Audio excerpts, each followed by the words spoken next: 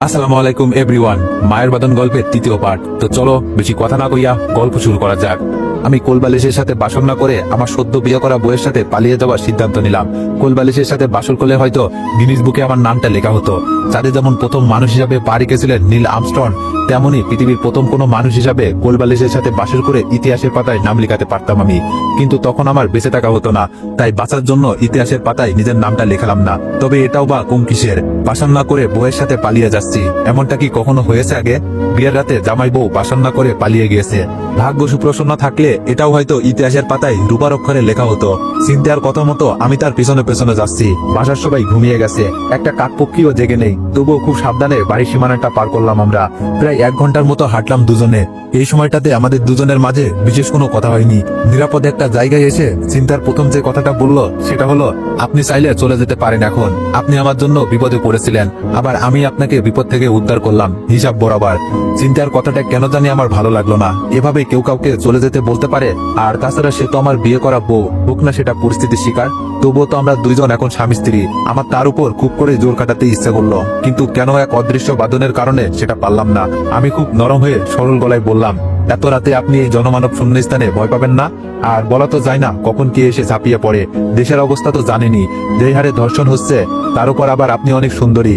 আপনার উপর থেকে নজর সরানো অনেক টাফ। তাই বলছিলাম আরেকবার ভেবে দেখেন, সত্যি কি আমি চলে যাব নাকি আপনার সাথে থেকে যাব? আমার কথাটা শুনে সিনথিয়া আগে স্বাভাবিক অবস্থা থেকে কিছুটা হলেও ভয় পেল।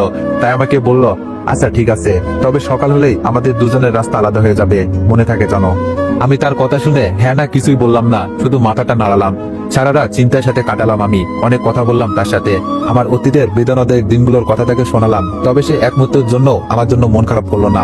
বরং সে তার বয়ফ্রেন্ডকে নিয়ে চিন্তায় পড়ে গেল, কারণ সারা রাত ফোনের পর ফোন দিয়েও তার কোনো খোঁজ পাওয়া গেল না। আজ 2 দিন হলো তার ফোন বন্ধ। সকালে যখন তাকে আমি বললাম, তাহলে কি এখন আমি চলে যাব? যেহেতু এখন আর আমাকে আপনার প্রয়োজন নেই, আমি থেকেই বা কি করবো? তখন সে রাগী কণ্ঠে বলল, চলে যাবেন মানে? আমি কি চলে যেতে বলেছি আপনাকে? আপনি আমার সাথে ততদিন থাকবেন যতদিন না আমি আমার বয়ফ্রেন্ডকে খুঁজে পাচ্ছি। তখন আমি রাগে চোখে তার দিকে তাকিয়ে বললাম, মানেটা কি? সবকিছু আপনার ইচ্ছেতেই হবে নাকি? আপনি নিজের বাঁচানোর জন্য আমাকে বিয়ে করলেন, অথচ আপনি চাইলেই আপনার বাবার পছন্দ করা ছেলেটাকে বিয়ে করতে পারতেন, তাহলে আর আমাকে এত ঝামেলায় পড়তে হতো না। এখন আবার বলছেন আপনার কথা শুনতে হবে, মগের মূল্য নাকি? তখন সিনথিয়া বলল, হ্যাঁ আমার কথা শুনতে হবে, কারণ আমি আপনার বিয়ে করা বউ। আর বউয়ের কথা জামাই শুনবে না তো কে শুনবে? বয়ফ্রেন্ডের সাথে দেখা করব, আপনাকে ডিভোর্স দিব, তারপর আপনার যেখানে ইচ্ছা চলে যাবেন, আমি কিছুই বলবো না। তবে যতদিন আপনি আমার বিয়ে করা স্বামী, ততদিন আমার সাথে থেকে আমার বয়ফ্রেন্ডকে খুঁজে বের করতে সাহায্য করতে হবে। এই সময়ও যে মেয়েটা মজা করবে আমি কখনো ভাবিনি। অবশ্য প্রথমবার কথা বলে বুঝেছিলাম মেয়েটা সিরিয়াস মুডে মজা করতে ভালোবাসে, তাই হয়তো এমন করছে। আমিও মজা করে বললাম, ওরে আমার সোনা বউটারে, এতই যদি জামাই জামাই বলেন তাহলে নিজে বাসন না করে কোলবালিশে গিয়ে দিয়েছিলেন কেন? তখন সিনথিয়া হেসে বলল, আমার বয়ফ্রেন্ড আছে, বয়ফ্রেন্ড থাকতে জামাইয়ের সাথে বাসর করাটা কেমন দেখায় না? খুব খারাপ দেখায় এটা, তাই তো আপনাকে কোলবালিশে গিয়ে দিয়েছিলাম। আপনি করেই দেখতে পারতেন। বিয়ে করার আগ পর্যন্ত তো ছেলেরা কোলবালিশের সাথেই বাসর করে। বউ পেয়ে নিজের প্রথম বউ কোলবালিশকে একমাত্র ছেলেরাই ভুলে যেতে পারে। আপনিও তেমন একজন স্বার্থপর জামাই, যে বউ পেয়ে কোলবালিশকে ভুলে যায়। সিনথিয়া প্রথম এইভাবে হাসলো আমার সামনে। তার হাসিটা জানান দিয়ে যাচ্ছে এর থেকে সুন্দর হাসি কারো হতে পারে না। আমি তার হাসিতে মুগ্ধ না হয়ে পারলাম না। তবে হেসে হেসে যে মেয়েটা এত মজা করে কথা বলতে পারে আমার জানা ছিল না। আমিও মজার ছলে বললাম, আর জামাই থাকতে বুঝি বয়ফ্রেন্ডের কাছে চলে যাওয়াটা খুব ভালো দেখায়? আপনি আমাকে বলেন তো, জামাই আগে না বয়ফ্রেন্ড আগে? তখন সিনথিয়া বলল, অবশ্যই বয়ফ্রেন্ড আগে, সেজন্যই তো জামাই রেখে বয়ফ্রেন্ডের কাছে যাচ্ছি। আমি বললাম, এটা আপনার ভুল ধারণা, জামাইকে বেশি ভালোবাসা উচিত। বয়ফ্রেন্ড তো আর আপন কেউ না, যে কোনো সময় খাঁচা থেকে উড়াল দিতে পারে, কিন্তু জামাই কখনো চাইলেও খাঁচা থেকে উড়াল দিতে পারে না। তখন সে বলল, ওইভাবে আগে না। আমি বললাম, তাহলে কিভাবে? তখন সিনথিয়া বলল, ডিম থেকে যেমন মুরগি হয় ঠিক তেমনই বয়ফ্রেন্ড থেকে জামাই হয়, তাই জামাইয়ের আগে বয়ফ্রেন্ড। এই সিম্পল জিনিসটা বুঝতে পারেন না, আবার নিজেকে জামাই দাবি করেন। আমি মেয়েটার কথা শুনে স্যামসাং ফোনের মতো হ্যাং হয়ে গেলাম। কিছু সময় স্তব্ধ হয়ে দাঁড়িয়ে রইলাম। তখন সকাল 8টা বাজে। অনেকটা সময় পর দুজনের নীরবতা ভেঙে সিনথিয়া বলল, ওর ফোনটা এখনো অফ, কি করি বলেন তো? অনেক ক্ষুধাও লাগছে। ওর কথা শুনে মনে হলো আমারও অনেক ক্ষুধা লাগছে। সেই যে রাতে বাসায় খেয়েছিলাম, তাও তৃপ্তি নিয়ে খেতে পারিনি। তারপর বিয়ে বাড়িতেও খাওয়ার ইচ্ছে ছিল না। ওই রকম বিয়েতে বর কি পেট ভরে খেতে পারে? পারে না, আমিও পারিনি। তাই আমি দুজনের ক্ষুধা নিবারণের জন্য বললাম, চলেন সামনে কোথাও খেয়ে নি, আমার প্রচন্ড ক্ষুধা পেয়েছে। ফুটপাতের একটা হোটেলে আমরা দুইজন হালকা নাস্তা করলাম, কারণ হোটেলগুলোতে এখনো ভাত হয়ে সারিনি। নাস্তা করতে করতে প্রায় 9টা বেজে গেল। হোটেলে কিছু সময় রেস্ট নিয়ে বাইরে বের হওয়ার পর বুঝলাম ঝাপসা গরম চালিয়েছে। এই ঝাপসা গরমে বেশি সময় রোদের মধ্যে থাকলে দিন শুদ্ধ হতে পারে। কিন্তু এছাড়া কিছু করারও নেই, কারণ চিন্তা এখনো তার বয়ফ্রেন্ডের সাথে যোগাযোগ করতে পারিনি। আমিও কাউকে ফোন দিইনি, কারণ আমার কথা সবাই জেনে গিয়েছে। এখন যদি আবার একটা মেয়েকে আমার সাথে দেখে তাহলে আমাকে খারাপ না ভাবার কোনো কারণ থাকবে না, তাই কাউকে ফোন করে নিজেকে খারাপ প্রমাণ করতে চাইনি। 10টার দিকে চিন্তা সহ্য করতে পারল না, মনে হলো ঢুলতে ঢুলতে মাটিতে পড়ে যাবে। বেশি সুন্দরী মেয়েদের এটাই সমস্যা, তারা রোদের মধ্যে বেশিক্ষণ থাকতে পারে না। চিন্তা শুধু আমাকে বলল, আমি আর 10 মিনিট এখানে থাকলে মাথা ঘুরে পড়ে যাব, প্লিজ বিশ্রামের জন্য কিছু একটা করুন। আমি কি করব কিছুই বুঝে আসছিল না। হঠাৎ করেই সামনে একটা আবাসিক হোটেল চোখে পড়লো। আমি চিন্তাকে নিয়ে হোটেলে 24 ঘন্টার জন্য একটা রুম নিলাম। হোটেলের ম্যানেজার আমার দিকে আর চোখে চেয়ে বলল, কোনো কিছু লাগবে বলেন স্যার। মেয়েটা জোস। আমার ইচ্ছে করলো ম্যানেজারকে কষে 2টা চড় দিতে, কিন্তু পারলাম না, কারণ এখানে যারা আসে তারা মেয়ে নিয়ে আসে, কেউ বা নিজের গার্লফ্রেন্ডকে নিয়ে আসে, কেউ বা টাকা দিয়ে মেয়ে ভাড়া করে নিয়ে আসে, তাই ম্যানেজারকে কিছু বলতে পারলাম না। চিন্তি আমার দিকে আগুন চোখে তাকিয়ে আছে। ম্যানেজারকে তো মনে হয় পারলে মেরেই ফেলবে। আমি রুমে নিয়ে তাকে বুঝালাম, হোটেল যেমনই হোক না কেন আমরা সেফ থাকলেই তো হলো। আর আপনার অবস্থা দেখে ভয় পেয়ে গিয়েছিলাম, তাই সামনে যেটা পড়েছে সেটাতেই ঢুকে পড়েছি। আমার কথাগুলো পজিটিভ ভাবেই নিল সিনথিয়া। সে ফ্রেশ হওয়ার জন্য ওয়াশরুমে চলে গেল, আর আমি বিছানায় গা এলিয়ে দিয়ে একটু বিশ্রামের আশায়, কারণ 2 রাত ধরে 1 সেকেন্ডও ঘুমানোর সুযোগ হয়নি। চোখে প্রচন্ড ঘুম, তাই চোখ বুজে ঘুমের ঘরে তলিয়ে গেলাম। ঠিক তখনই ফোনটা বেজে উঠলো। চেয়ে দেখলাম মিলি ফোন করেছে। না চাইতেও ফোনটা ধরলাম। ওপাশ থেকে মিলি বলল, তোমার কি হয়েছে বলো তো?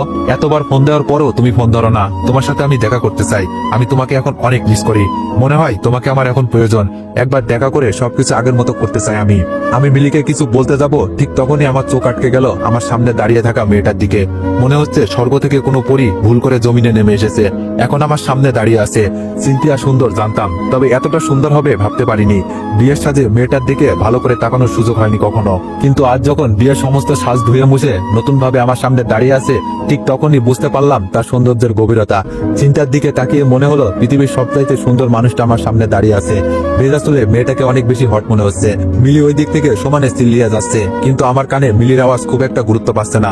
আমার চোখ গুরুত্ব দিচ্ছে চিন্তার হট দৃশ্যটাকে। মিলি যখন বরাবর বলছিল, কি হলো তুমি কথা বলছো না কেন?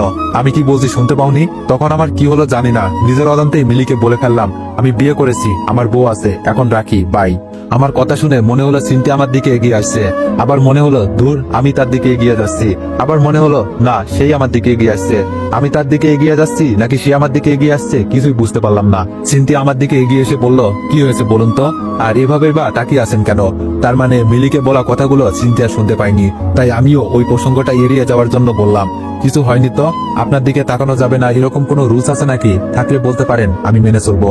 আমার এরকম তেরা কথা শুনে যে চিন্তা খুব একটা খুশি হতে পারলো না সেটা বুঝলাম আমি। সে কিছুটা মন খারাপ করে বলল, এমনিতেই আমার বয়ফ্রেন্ডের চিন্তায় মন সবসময় খারাপ থাকে, তার উপর আবার আপনার এরকম কথা। আপনি একটু ভালোভাবে কথা বলতে পারেন না?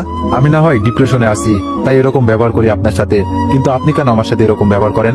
আমি চিন্তার কথার প্রতি উত্তরে বললাম, আমি ভাই সবসময় ডিপ্রেশনে থাকি। আমি ডিপ্রেশন থেকে দূরে থাকতে চাইলেও ডিপ্রেশন আমাকে ছাড়ে না।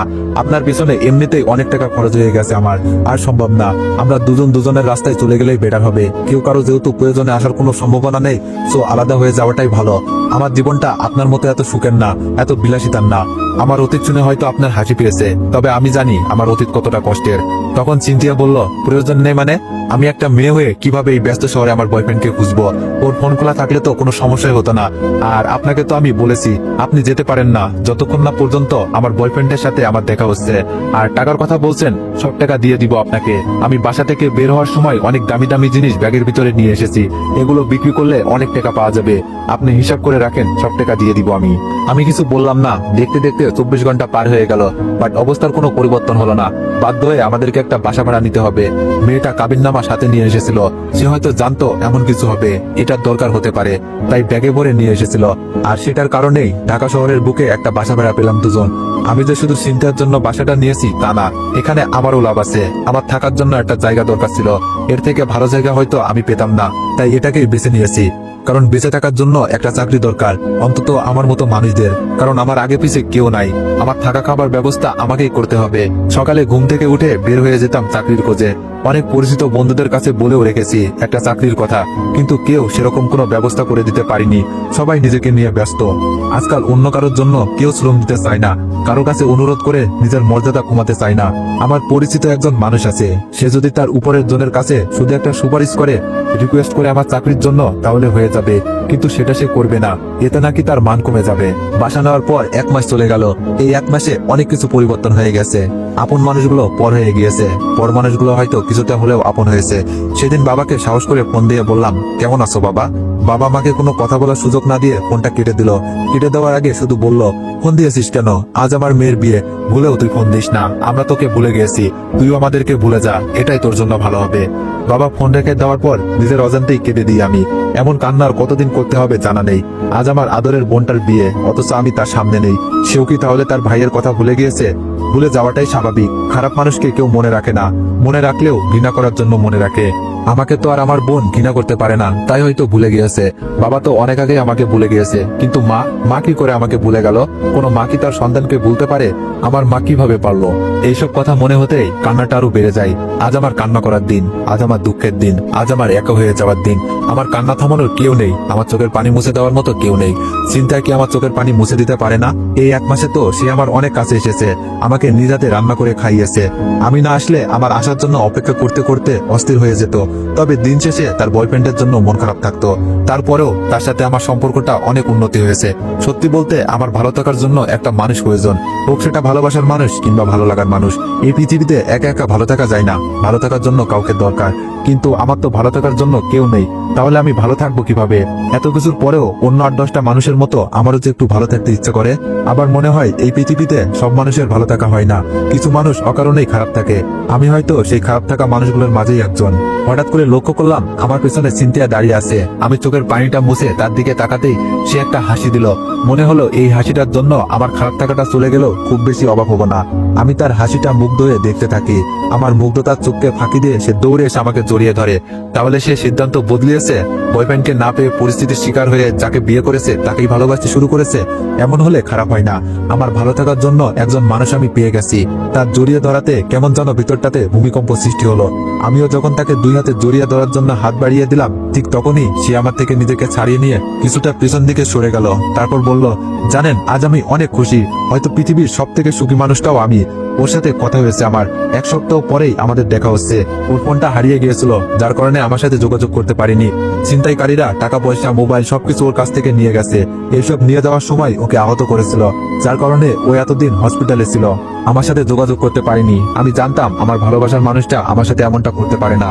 ওর প্রতি আমার অনেক বিশ্বাস ছিল, আজ সেটা সত্যি প্রমাণ হয়েছে। আর কেউ না জানুক, আমি তো জানি ও আমাকে কতটা ভালোবাসে। 1 সপ্তাহ পর আপনি চলে যেতে পারবেন, তবে চলে যাওয়ার আগে ওর সাথে আপনাকে দেখা করাতে চাই। আপনি আমার জন্য অনেক করেছেন, আপনার প্রতি আমি সারা জীবন কৃতজ্ঞ থাকবো। চিন্তার কথাগুলো শুনে খুব খারাপ লাগলো। এই খারাপ লাগার কারণটা আমার কাছে জানা নেই। আমি অভিনয়ের হাসি এসে বললাম, শুভকামনা আপনার জন্য। সবশেষে তাকে পেয়ে গেলেন, আপনার ভবিষ্যৎ জীবন সুখের হোক, এটাই চাই। কথাগুলো বলেই আমি বারান্দায় চলে গেলাম। আকাশের দিকে তাকিয়ে নিজের মন খারাপের কথাটা আকাশকে বললাম, কিন্তু কোনো উত্তর পেলাম না।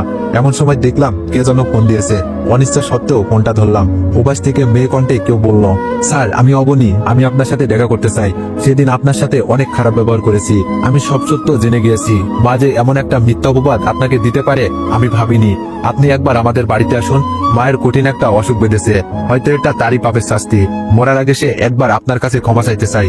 আমার অবনীকে অনেক কিছু বলতে ইচ্ছা করছিল না, শুধু বললাম এখন এসব বলে কি লাভ? এসব বললেই তো আর সবার কাছে আমি আগের মতো হব না। আমার নিজের, আমার পরিবারের যে অসম্মানটা হয়েছে সেটা তো আর ফিরে পাবো না। সবাই আমাকে তো খারাপ ছেলে হিসেবেই জানে। এখন তো আমার নির্দোষ হওয়ার ইচ্ছা নেই। যদি সম্ভব হয় আমার বাবা মাকে সত্যিটা জানিও। পৃথিবীর সবাই আমাকে খারাপ ভাবুক, আমার কিছু যায় আসে না, কিন্তু অন্তত 2টা মানুষ জানুক আমি এমন কাজ করিনি, এমন কাজ করতে পারি না। কথাগুলো বলে ফোনটা রেখে দিই, কারণ এই মুহূর্তে কারোর সাথে কথা বলতে আমার ভালো লাগছে না, এমনকি নিজেরই নিজেকে বড্ড বিরক্ত লাগছে। তো এভরিওয়ান, নেক্সট পার্ট খুব শীঘ্রই আসবে। ধন্যবাদ।